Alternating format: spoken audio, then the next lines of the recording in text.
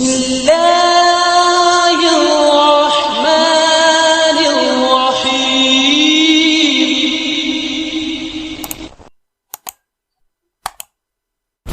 الحمد لله كفى وسلام على عباده الذين اصطفى أما بعد فأعوذ بالله من الشيطان الرجيم بسم الله الرحمن الرحيم والعصر إن الإنسان لفي خسر إلا الذين آمنوا وعملوا الصالحات وتواصوا بالحق وتواصوا بالصبر وقال صلى الله عليه وسلم كل أمتي يدخلون الجنة إلا من أبى قيل ومن يأبى يا رسول الله صلى الله عليه وسلم قال من أطاعني دخل الجنة ومن عصاني فقد أبى أو كما قال عليه الصلاة والسلام صدق الله مولانا العظيم وصدق رسوله النبي الكريم ونحن على ذلك لمن الشاهدين ومن الشاكرين والحمد لله رب العالمين.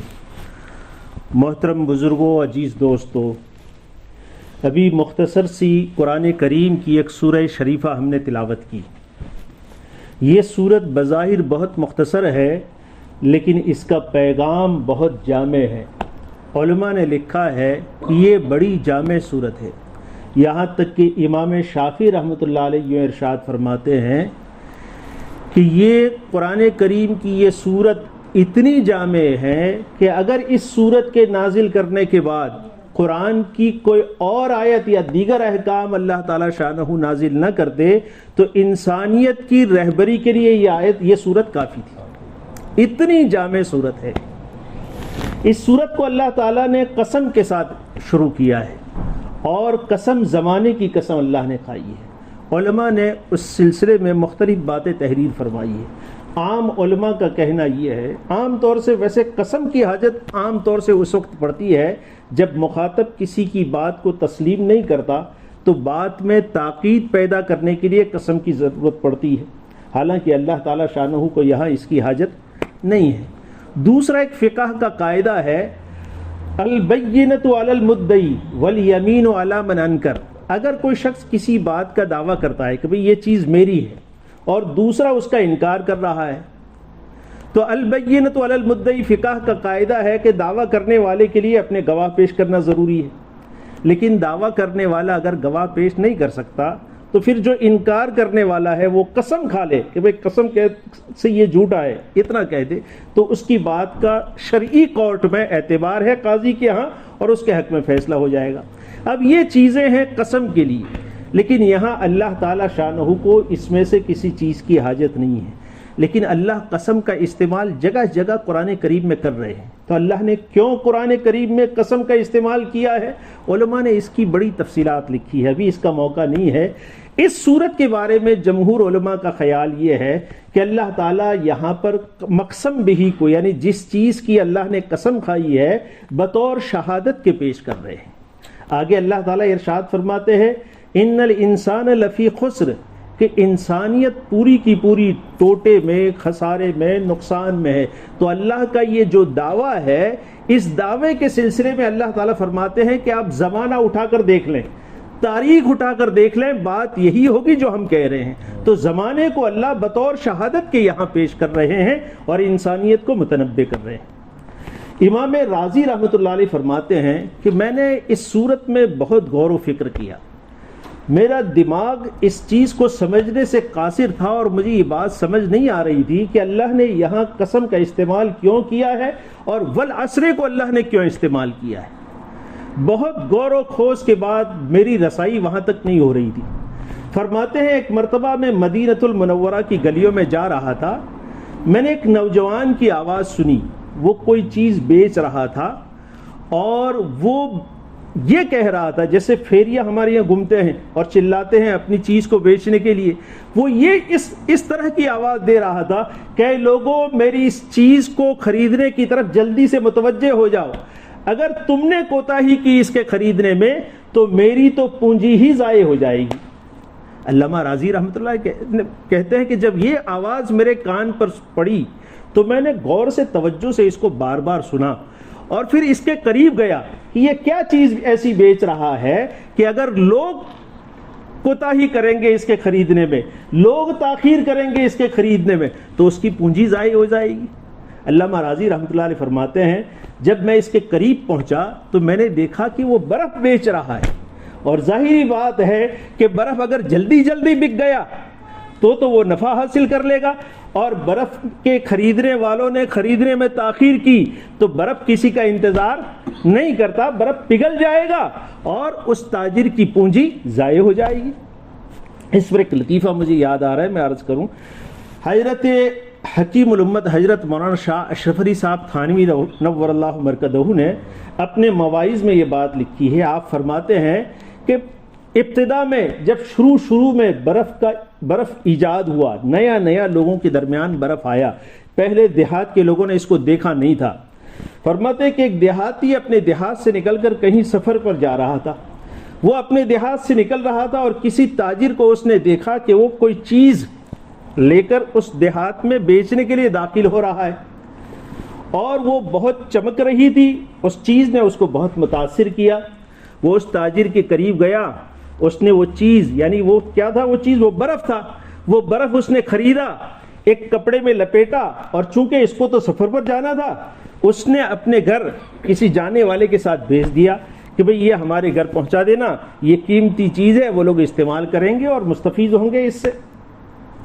وہ 2 روز کا اس کا سفر تھا۔ 2 روز کے بعد جب واپس لوٹا، اس نے گھر آ کر بیوی سے پوچھا کہ بھئی ہم نے آپ کے لیے ایک قیمتی اور ایک نئی چیز بھیجی تھی، اس کا لطف، اس کا مزہ کیسا رہا؟ بیوی نے عرض کیا اتنی قیمتی چیز آپ نے ہماری محبت میں بھیجی تھی، یہ کیسے ممکن ہے کہ ہم آپ کے بغیر کھائیں گے؟ ہم نے آپ کے انتظار میں اس کو سنبھال کے رکھا ہے۔ یہ کہتے ہوئے بیوی اس طرف لپکی جہاں برف کا وہ ٹکڑا اس نے رکھا تھا۔ تو حضرت لکھتے ہیں وہاں کفن تو موجود ہے، مردہ غائب۔ 2 دن تک وہ برف کا ٹکڑا اس کے شوہر کا کہاں انتظار کرے گا؟ تو اللہ والوں کے ان لطائف میں یہ مضحکے کے لیے یا ہنسنے کے لیے نہیں، اس میں بڑی عبرت کی باتیں ہیں۔ تو یہ انسان کی زندگی جو ہے یہ ایسی ہے پانی کی طرح اور برف کی طرح پگھلنے والی، اگر اس کا استعمال صحیح نہیں کیا گیا تو یہ ضائع ہو جائے گی، اگر اس کا استعمال صحیح ہوا تو یہ لوگوں کے لیے نفع کی چیز بنے گی۔ تو یہ قسم کا اللہ نے یہاں استعمال کیا ہے، اور آگے اللہ تعالیٰ شان و ارشاد فرماتے ہیں ان الانسان لفی خسر، کہ انسانیت پوری کی پوری، آپ تاریخ اٹھا کر دیکھیں، اور قرآن میں اللہ نے پچھلی قوموں کے واقعات بیان کیے ہیں، اور اللہ نے ثابت کیا ہے کہ یہ سارے لوگ نقصان میں ہیں، خسارے میں ہیں، ٹوٹے میں ہیں۔ پھر آگے اللہ نے صفات بیان کی ہے۔ سب سے پہلے نمبر کی چیز اللہ نے بیان کی ہے الا الذین آمنوا، ایمان کو اللہ نے بیان کیا ہے۔ اب ایمان ہمیشہ ہم بولتے ہیں، ایمان کو ہمیشہ ہم کہتے ہیں، لیکن دوستو اصل جو یہ ایمان جو ہے یہ صرف بولنے کی، سننے کی چیز نہیں ہے، یہ غور و فکر کی چیز ہے۔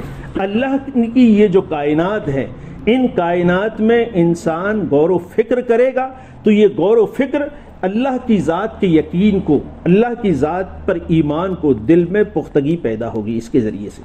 اور دوستو یہ جتنی بھی اللہ کی کائنات کی چیزیں ہیں، ففی کل شیء لہ آیۃ تدل علی انہ واحد، ایک ایک چیز اس بات پر دلالت کر رہی ہے کہ وہ تنے تنہا اکیلا ہے، وہ اکیلا ہے، زمین و آسمان کو وہی چلا رہا ہے، دن اور رات وہی نکال رہا ہے۔ یہ ساری حرکات و سکنات انسانوں کی کہیے یا ہواؤں کی کہیے، درختوں کی کہیے، جو بھی ہم اور آپ دیکھ رہے ہیں وہ سب کا سب اللہ کے حکم سے ہے، اللہ کی مرضی سے ہے۔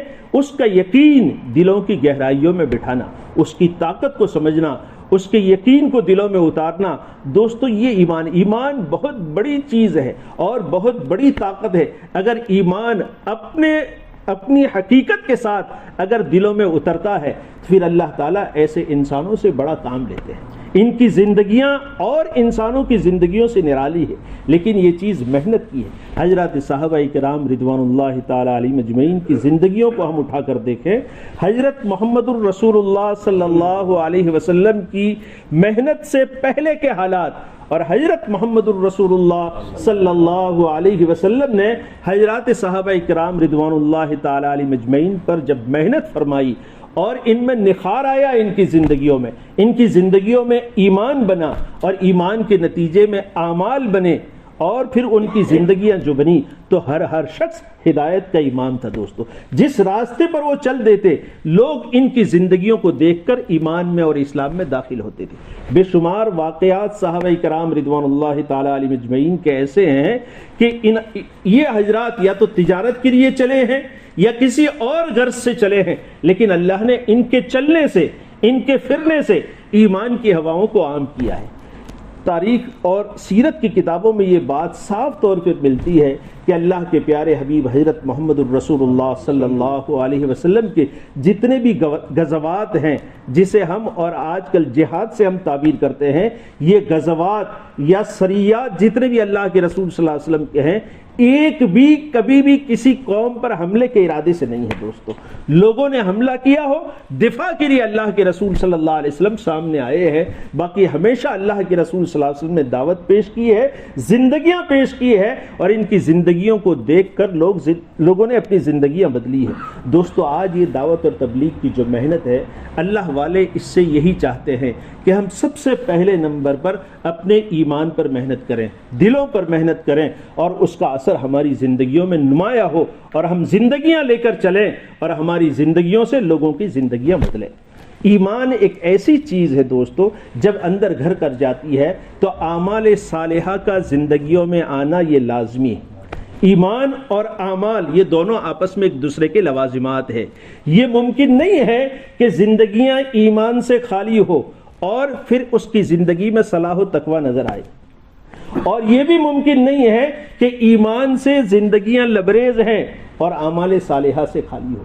یہ دونوں آپس میں ایک دوسرے کے لوازمات ہے، اس لیے اللہ نے یہاں پر سب سے پہلے ایمان کو ذکر کیا ہے، ایمان کے بعد اعمال صالحہ کو ذکر کیا۔ اور دوستو صرف ایمان اور اعمال صالحہ یہ بھی کامیابی کے لیے، زندگیاں بنانے کے لیے کافی نہیں ہے۔ کوئی یہ سمجھے کہ ہم نے ایمان پر محنت کر لی، ہم اچھے اعمال کر رہے ہیں، اب ہم مسجد میں بیٹھ کر اللہ اللہ کریں گے، ہمارا کام پورا ہو گیا۔ نہیں دوستو، آپ کی ڈیوٹی ابھی پوری نہیں ہوئی۔ اللہ تعالیٰ فرماتے ہیں کہ جو توفیق ایمان کی اللہ نے تمہیں دی، جو اعمال صالحہ کی توفیق اللہ نے تمہیں دی ہے، اب تمہاری ذمہ داری ہے کہ وَتَوَاصَوْا بِالْحَقِّ، لوگوں میں چل پھر کر حق بات کی دعوت دو، لوگوں میں چل پھر کر اپنی زندگیاں ان کے سامنے رکھو، لوگوں میں چل پھر کر اپنے اعمال ان کے سامنے رکھو، تاکہ لوگ تمہاری زندگیاں دیکھیں، لوگ تمہارے اعمال دیکھیں، اور لوگ اپنی زندگیوں کو اور اپنے اعمال کو بدلیں۔ وَتَوَاصَوْا بِالْحَقِّ، اور جب آدمی حق کی دعوت لے کر چلتا ہے تو یہ راستے ہموار نہیں ہوتے دوستو، اس میں بڑی مشکلات آتی ہے۔ چنانچہ امام الانبیاء سید القونین محمد عربی صلی اللہ علیہ وسلم کی زندگی کو اٹھا کر ہم دیکھیں، کبھی حضرت رسول اللہ صلی اللہ علیہ وسلم نبوت کے بعد اپنی زندگی میں آپ نے چین کا سانس نہیں لیا ہے۔ اللہ کے پیارے حبیب حضرت محمد الرسول اللہ صلی اللہ علیہ وسلم کے جو اوصاف سیرت پاک میں بیان کیے گئے ہیں، متواصل الاحزان اور دائم الفکر، ہمیشہ آپ کے دل و دماغ پر فکر سوار رہتا تھا، اور ہمیشہ رنج اور غم آپ پر ہوتا تھا، کبھی چین کا سانس آپ نے نہیں لیا۔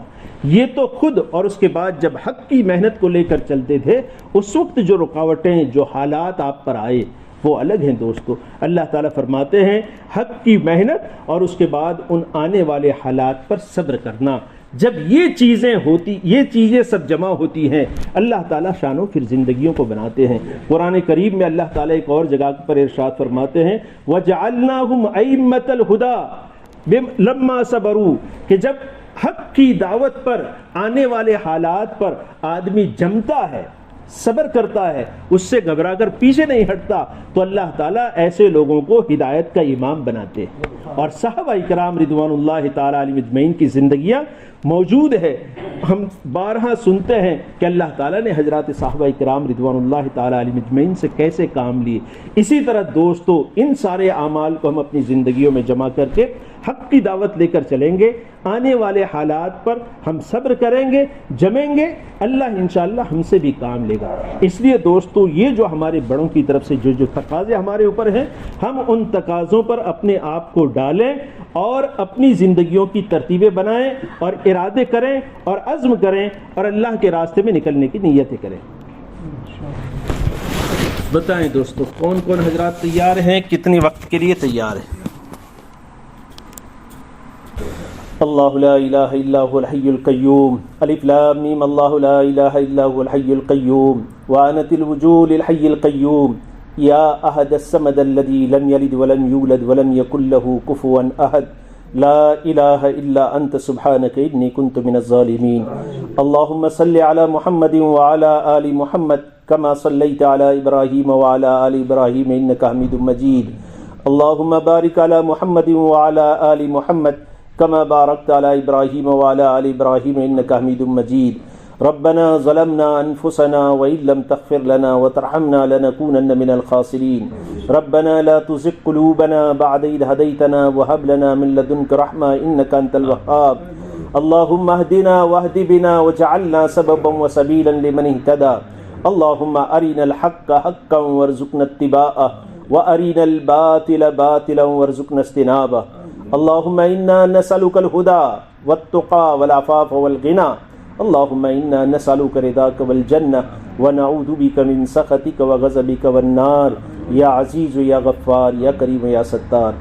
اے اللہ، بے شک ہم گنہگار ہیں، خطاوار ہیں، مجرم ہیں۔ اے مالک، قدم قدم پر تیری نافرمانیاں ہو رہی ہیں، جان کر انجان کر بے شمار تیرے حکموں کو توڑا ہے۔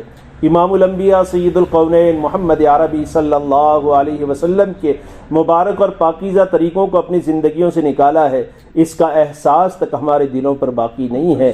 ہمارے جرم عظیم کو معاف فرما، آئندہ زندگیوں کو راہ راست پر ڈال دینے کے فیصلے فرما، موت سے پہلے پہلے موت کی تیاری کا فکر نصیب فرما، سکرات الموت اور موت کی سختیوں سے ہم سب کی حفاظت فرما، قبر کی تنگیوں سے ہم سب کی حفاظت فرما، حشر کی رسوائیوں سے ہم سب کی حفاظت فرما، پل صراط سے عافیت کے ساتھ پار ہونا مقدر فرما۔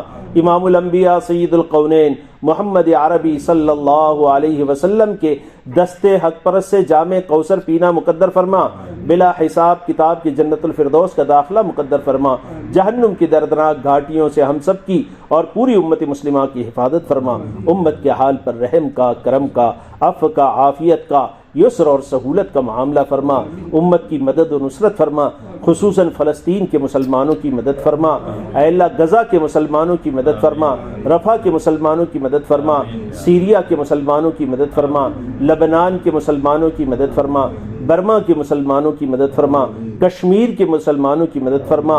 اے اللہ، ہندوستان کے مختلف علاقوں میں مسلمان پریشان حال ہے، اے اللہ ان تمام کی اے اللہ مدد کا تو غیب سے انتظام فرما، اے اللہ ان تمام کی مدد کا غیب سے انتظام فرما۔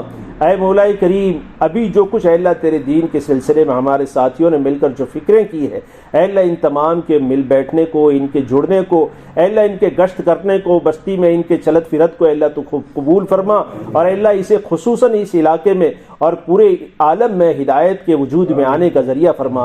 اے اللہ جن جن ساتھیوں نے اے اللہ تیرے راستے میں نکلنے کے ارادے کیے ہیں، اے اللہ ان کے ارادوں کو خوب قبول فرما، اے اللہ وقت مقررہ پر ان کا نکلنا آسان فرما، اور اے مولا کریم ان کے نکلنے کو ان کی خود کی زندگیوں کے لیے، ان کی نسلوں کے لیے، ان کی اولادوں کے لیے اور پورے عالم میں جہاں جہاں وہ چلیں پھریں، اے اللہ وہاں پر ہدایت کی ہواؤں کے عام ہونے کے اے اللہ ذریعہ بنا، ہدایت کی ہواؤں کے عام ہونے کا ذریعہ بنا۔ اے مولا کریم، ہم نے جو مانگا وہ بھی عطا فرما، جو باتیں مانگنے سے رہ گئی اپنے فضل سے اپنے شائن شان نصیب فرما۔ اے اللہ حاضرین مجلس کے دلوں میں اے اللہ جو نیک اور جائز تمنائیں ہوں، ہر ایک کی نیک اور جائز تمناؤں کو اپنے فضل سے اپنے شائن شان پوری فرما۔ امام الانبیاء سید القونین محمد عربی صلی اللہ علیہ وسلم نے اپنی پوری حیات طیبہ میں اور خصوصاً دعوت کے اے اللہ مبارک موقع پر اے اللہ جو خیر آپ نے طلب کی ہو اس میں ہم تمام کا اور پوری امت مسلمہ کا حصہ نصیب فرما۔ جن شرور آفات اور بلاؤں سے آپ نے پناہ چاہی ہو اس سے ہم تمام کی اور پوری امت مسلمہ کی حفاظت فرما۔